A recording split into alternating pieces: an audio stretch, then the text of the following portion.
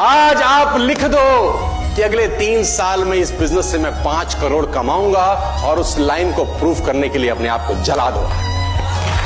आप लिख दो और फिर उस लाइन को प्रूव करने के लिए अपने आप को, मैं कहता हूं, जला डालो।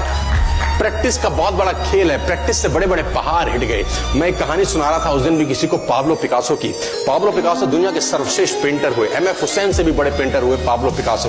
पाब्लो पिकासो न्यूयॉर्क में एक स्ट्रीट में घूम रहे थे, तो एक लेडी उनसे टकराई। वो लेडी ने पहचान लिया, यू आर पाब्लो पिकासो, मैंने आपको पहचान लिया। भागी भागी गई, एक पेपर लेके आई और पाब्लो के हाथ में दिया। सर, आप एक बहुत बड़े पेंटर हैं, can you draw something for me? क्या तुम मेरे लिए कुछ स्केच ड्रॉ कर सकते हो? उसने एक पेपर लिया, एक पेंसिल लिया और कुछ स्केच ड्रॉ किया उस लेडी के हाथ में। 30 सेकंड में पलट के दिया। उसने बोला, lady, this is for you, this is a painting worth 50 lakh rupees.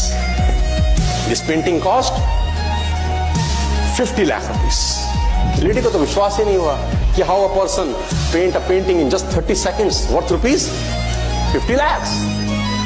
तो वो लेडी गई, 3-4 जगह से उसने उसका रेट पता किया। उसने बोला, it's a Pablo Picasso painting ma'am. उसने बोला, yes, it's a Pablo Picasso painting.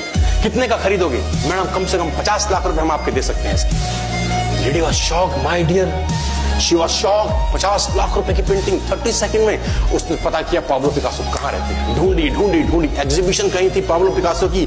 ढूंढते ढूंढते पाब्लो पिकासो के पास पहुंची। सर, आपने मुझे पहचाना, मैं वही लेडी हूं, मैं आपको मिली थी, आपने मेरे लिए एक पेंटिंग ड्रॉ करी थी 30 सेकंड में 50 लाख रुपए की। 50 लाख की है सर। उसने बोला, यस आई नो, मैंने बनाई है। उसने बोला, सर मैं सीखना चाहती हूं 30 सेकंड में 50 लाख की पेंटिंग कैसे बनाई जाती। पाब्लो ने कहा, लुक मैम, जो पेंटिंग आपने 30 सेकंड में 50 लाख की बनी हुई देखी, उसको बनाने के लिए मुझे 30 साल लग गए।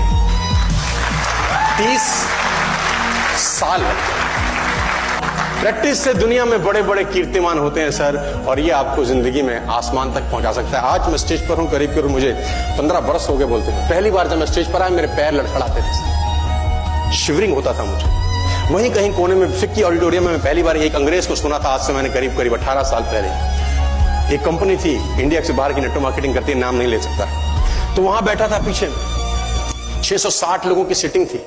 मुझे मेरी मासी जी का एक बेटा है, वो मुझको लेके गया उस कंपनी के सेमिनार के अंदर। कहीं पीछे रो में मुझे जगह मिली। 30 रुपए का टिकट था उसका, मुझे आज भी याद है, 20 बरस पहले, 18 बरस पहले। और मैं पीछे की पंक्ति में बैठ के उस अंग्रेज को सुन रहा था। जैसे वो अंग्रेज आया, लोग खड़े हो गए, तालियां बजाने लगे, उसकी सीटियां उनके हाथ में थी, विसल करने लगे, झंडे लहराने लगे।